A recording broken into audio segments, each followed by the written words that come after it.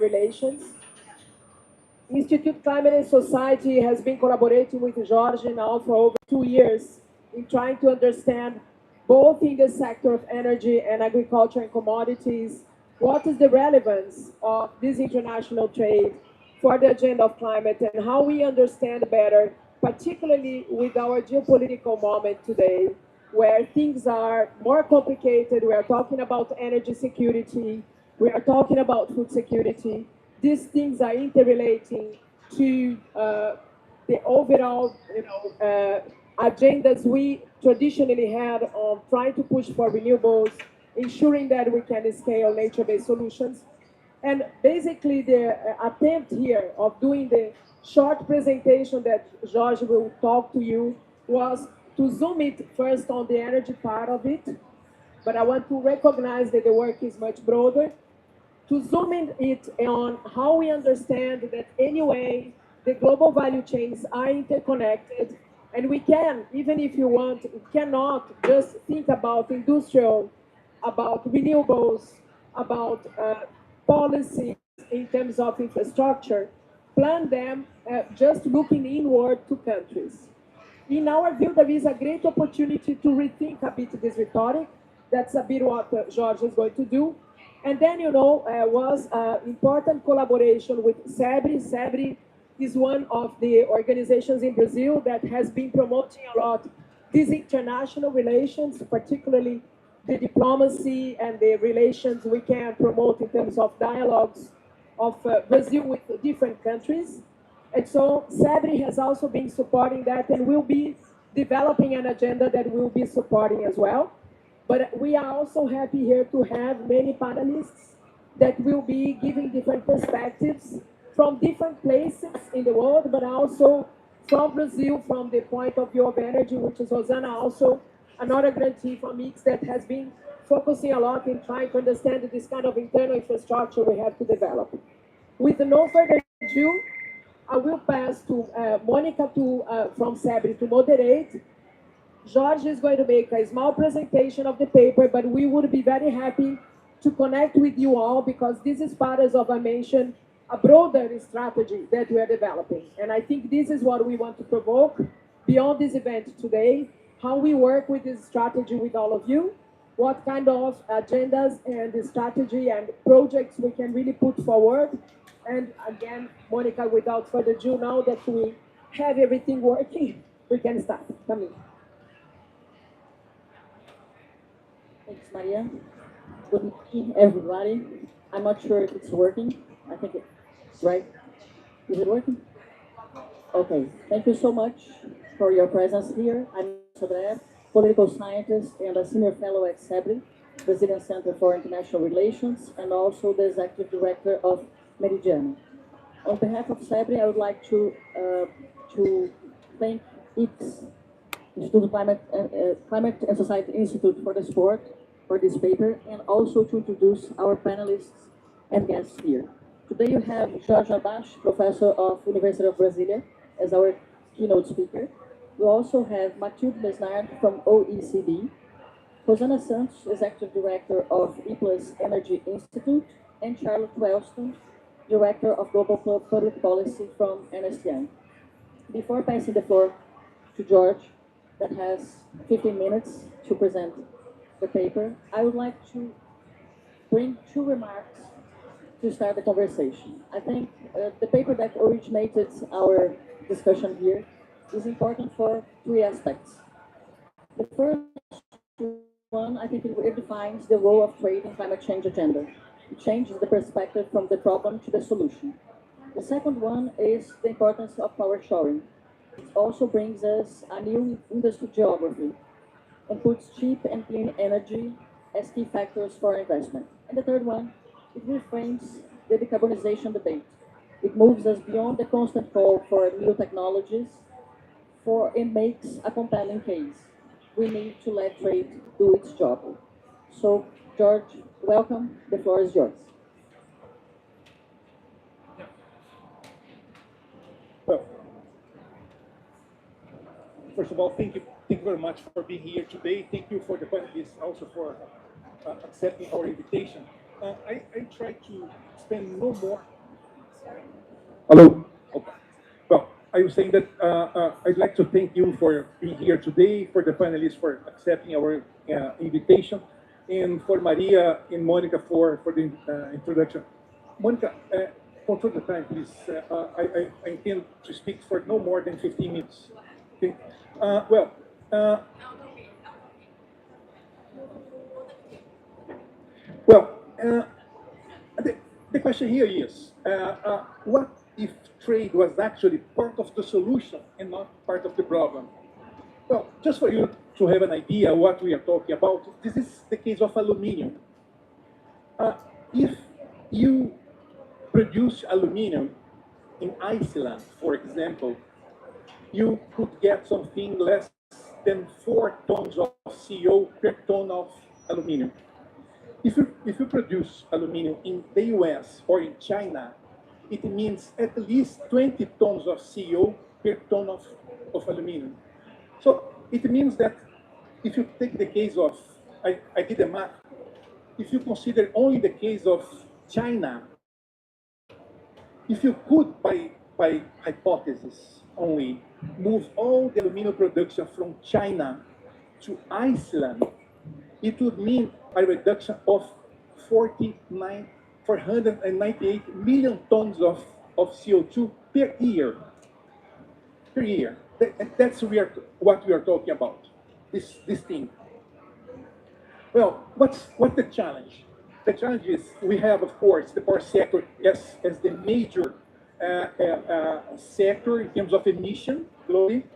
The hard-to-abate sector responds for something in between 30 and 40% of the total CO2 emissions. And we have to triple our renewable capacity by 2030. And even worse, we have to increase electricity production by at least 75% by 2050. So we have a huge challenge ahead of us if we indeed want to decarbonize the world economy.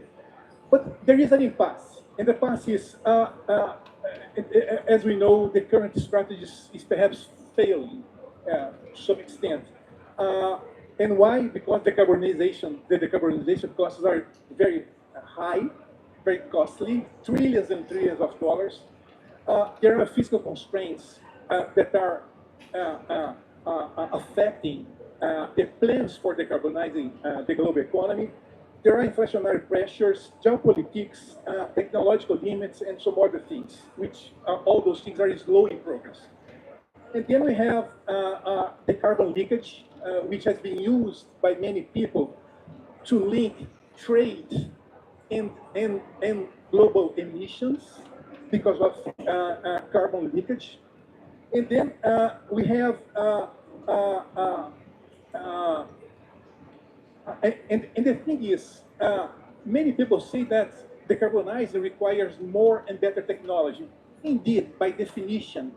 But the point that we try to make on this paper is that considering the technology that is already available, we can speed up the process and reduce the cost of decarbonization by considering where to produce and not how to produce only. This is the novelty presented by this paper. What's the insight of the paper? Carbon arbitrage. That's the very point of the paper. And again, the thing is where you make things, especially the hard-to-abate stuff and this type of things. The carbon arbitrage means relocating production to where energy is already available, clean, and cheap. And trade can be a kind of a climate, we can see trade as a tool of climate efficiency. Well, what's the bottom line in terms of theory? We try to explore the theoretical aspects regarding this topic. There is a kind of a combination between the green comparative advantage, which has to do with environmental efficiency, that becomes a source of competitiveness. In our view, this is the new frontier for us to explore decarbonization at the global level. And then we have the power shoring, which is a corporate strategy for localization of energy-intensive plants that need to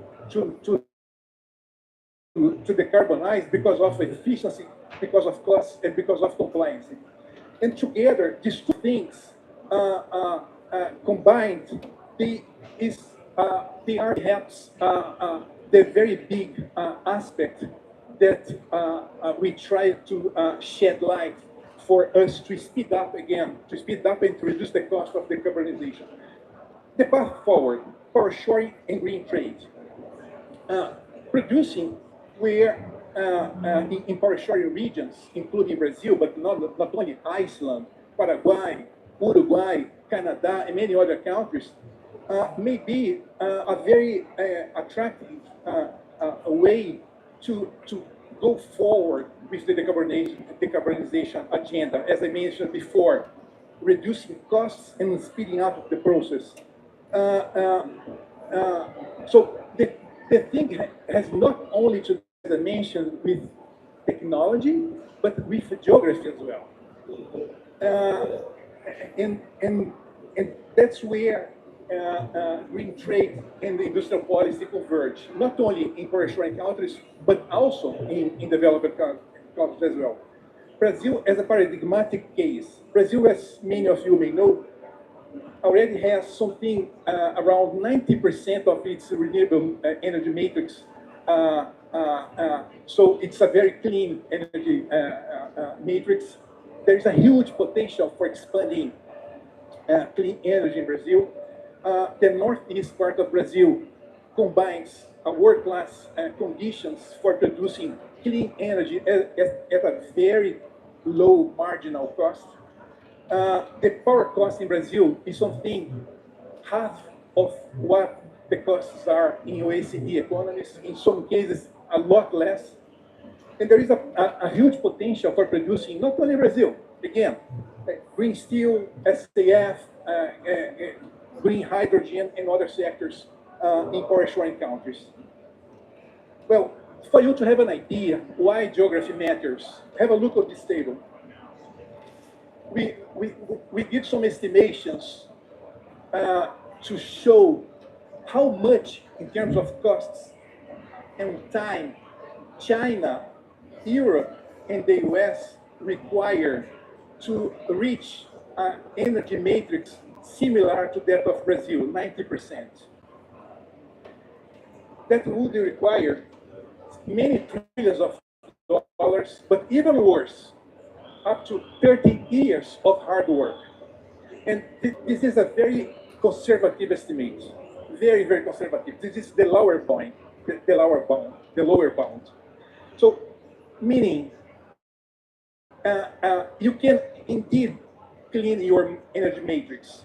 Yes, this is industrial jobs, stronger domestic value chains and fiscal revenues. From the social point of view, for inclusion, SMEs as part of those value chains and regional development. From the corporate side, which is very important, something that I try to stress in that paper, on this paper, it means access to clean energy, clean, reliable, and low-cost energy, improved market access, and reduced capital costs and risk as well.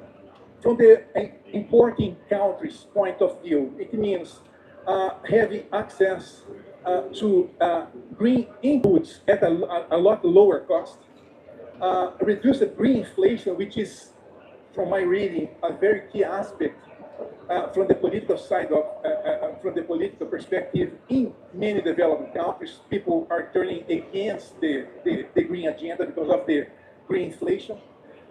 And it may help developed economies in their NDCs or to reach their NDCs at a lower cost and a lot faster. So this is a kind of a win-win-win-win strategy. Well, the obstacle for that to go forward, since 2020, identified at least 220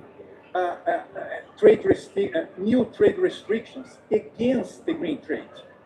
So this is indeed a very key story. We have tariffs, discriminatory subsidies, no harmonized standards. All those things are raising costs and slowing slowing down the transition. We are perhaps doing not the most smart and efficient strategy. Well, what is needed? A kind of a roadmap, a policy roadmap. We have to go forward with the carbon accounting. This is critical, absolutely central for this story. We have to harmonize taxonomies, standards, and certifications. We have to create a kind of a green trade corridors because it creates a kind of a critical mass and reduces a lot costs and some other things related to power sharing projects. We have to find ways to fund and to provide guarantees for power sharing projects in power sharing countries. And of course, we have to make trade one of the key aspects that are discussed in the COPs and in other arenas. Well, a closing message. Energy transition is, of course, a problem of cost and speed, but trade can help solve both problems. Integrating trade and climate is perhaps the most pragmatic, scalable, and economically sound way to accelerate decarbonization at the global level. It represents going from reducing emissions at home to producing where it is cleanest. It means slowing from a slow and expensive transition to an efficient and globally coordinated one. And my final point, if we really want to a faster and fair transition, we have to embrace this agenda. And trade is perhaps the missing piece in the decarbonization discussion. Well, I stop there. Thank you.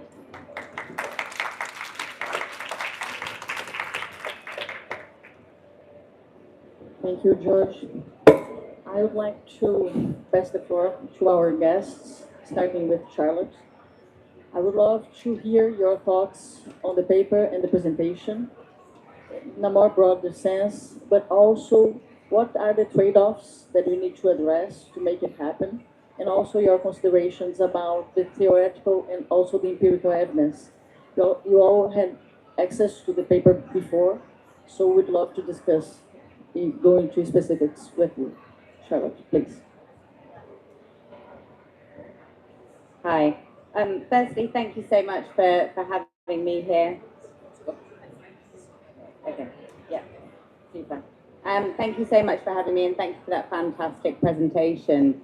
I think my first reflection on your points is really the imperative to bring trade into the discussion at COP. And I'm really glad that we are having this discussion here on Tuesday morning, close to the beginning of COP, as I think it's a really key element. Just picking up that you, I work for Ernst & Young Global Public Policy Team, so advising businesses as well as governments on current regulatory and policy changes. So to me, the paper picked up on some really key points, and amongst those were the harmonisation of standards.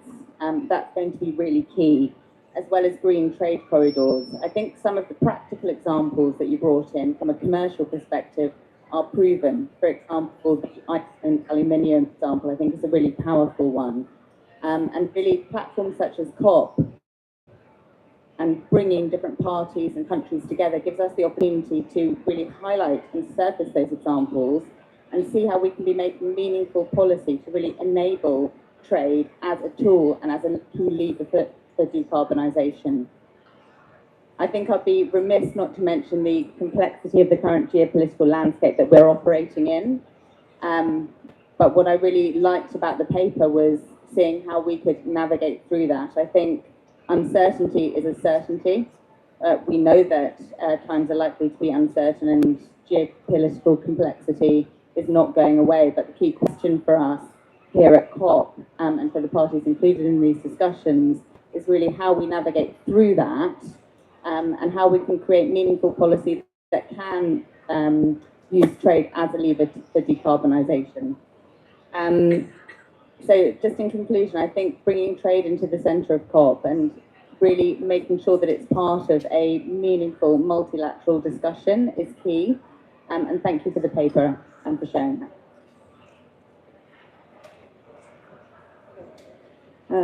So thank you also for inviting us to react on your paper.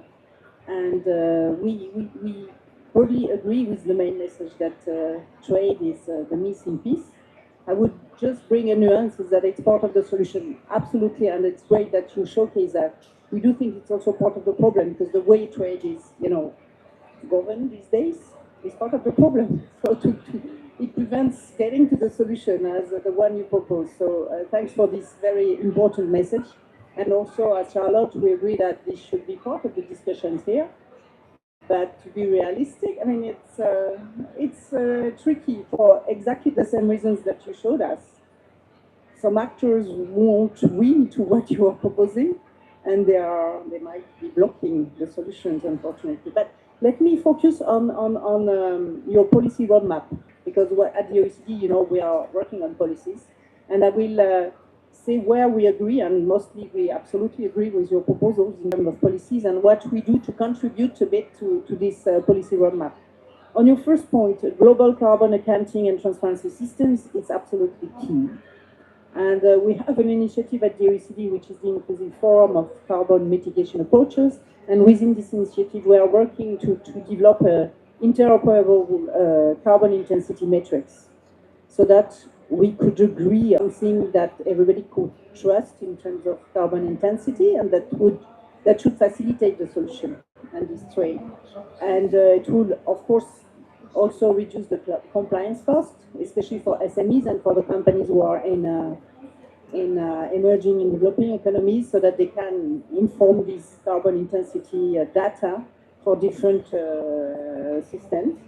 And your second point in your policy roadmap is harmonized taxonomies and standards for green goods. This is absolutely fundamental, so we absolutely support that, and we try to do our piece of a job here. We are, working on regulatory cooperation more generally, try to support our countries and beyond to harmonize their standards in many areas in terms of disclosure, etc. So yes. And your third point, removing tariff and non-tariff barriers on low carbon products, this is absolutely critical. And of course on that also we are doing a lot of work on what we call trade facilitation, basically removing these tariffs, because one data you show is critical is that the trade restrictions have been increasing a lot lately, and it's exactly the opposite of what we need. So this idea of working on trade facilitation is absolutely crucial. And last and not least, that's where maybe I would dare to not criticize, but maybe you are a bit optimistic, because your last point on your policy roadmap, mobilize financing and guarantees. We absolutely agree with that, but that's where is the problem. I mean, that's always what is a problem. What is missing for the decarbonization of industry in general. So that's where we need to find solutions to bring the finance where it needs to be.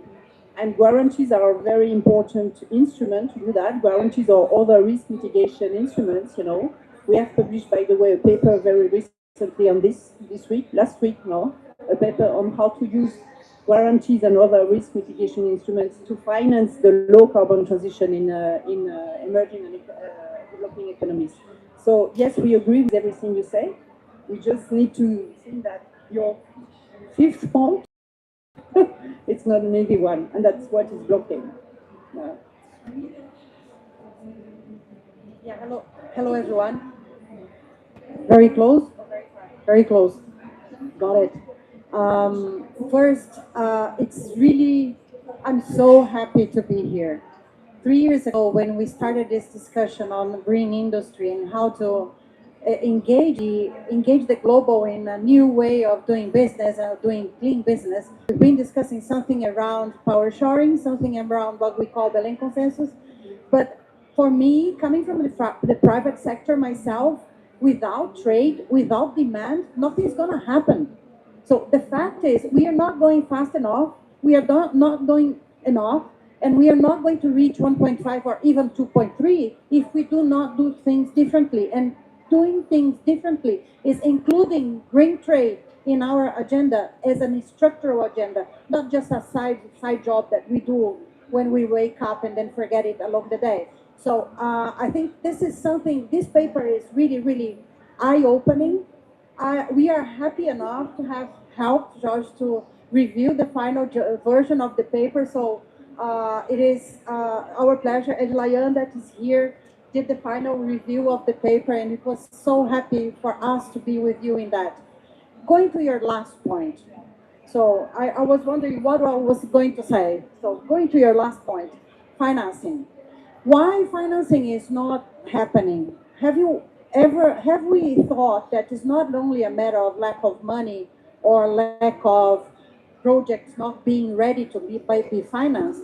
I don't think so. I think there are some nuances in what George has said that really makes us not go fast enough in finding money to finance sound projects. And a sound project is a technology-proof project with demand.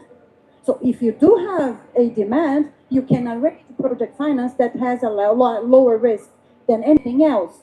So when you just stick to some technologies and just take other technologies out of the table, meaning the technologies that the global south are better than others in to do, have to be on the table so that we can find ways of financing sound projects, sound decarbonization, industry decarbonization projects that include all the technologies, not only either use electricity or use hydrogen, both of them are very important, but also other solutions that are already on the table. This is what you mentioned. So if we, by doing that, we will reach out to very sound projects and more financeable projects probably.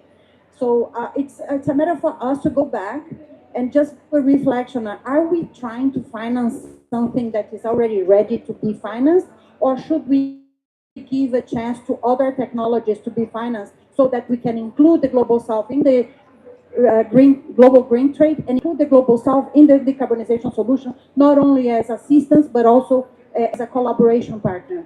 This is my words. Thank you, Rosana. Thank you all.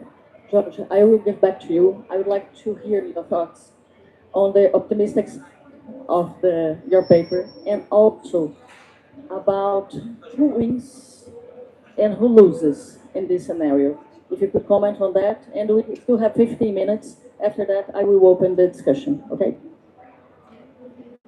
No, well, thank you very much. Very thoughtful comments and suggestions. Look, I have two reflections because if I got your comments right, I think that we have one comment about geopolitics, one keep, and then the issue of finance. Well, let's start from the last point. Until recently, I was leading the private sector arm of a development bank. Right. Many papers used to land on my table almost every day. You, as a banker, you start from